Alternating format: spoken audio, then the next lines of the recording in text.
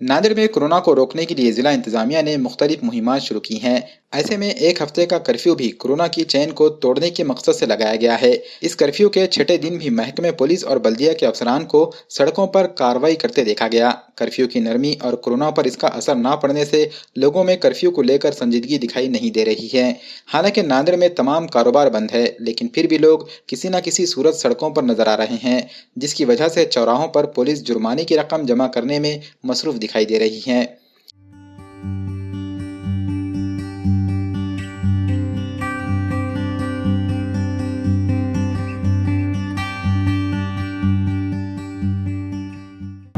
मान्य जिल्हाधिकारी साहेब यांच्या आदेशाने तसेच पोलीस अधीक्षक साहेबांच्या आदेशाने आम्ही देगलू नाका येथे पोलीस स्टेशन इतवारामधून आलेलो आहे आणि नाकाबंदी करत आहोत आणि जे लोक लॉकडाऊनला उल्लंघन करत आहे त्यांच्यावर आम्ही कायदेशीर कारवाई करत आहोत। तरी बऱ्यापैकी जनतेचा आम्हाला प्रतिसाद आहे। लॉकडाऊनला आम्ही आमचं पुढे कर्तव्य करत आहोत आणि कायदेशीर कारवाई सुरू आहे। मी लोकांना आवाहन करत आहे, जोपर्यंत लॉकडाऊन आहे आणि माननीय कलेक्टर साहेबांचा आदेश आहे तोपर्यंत त्याचं पूर्णपणे पालन करावं आणि आपल्याच घरात थांबावं।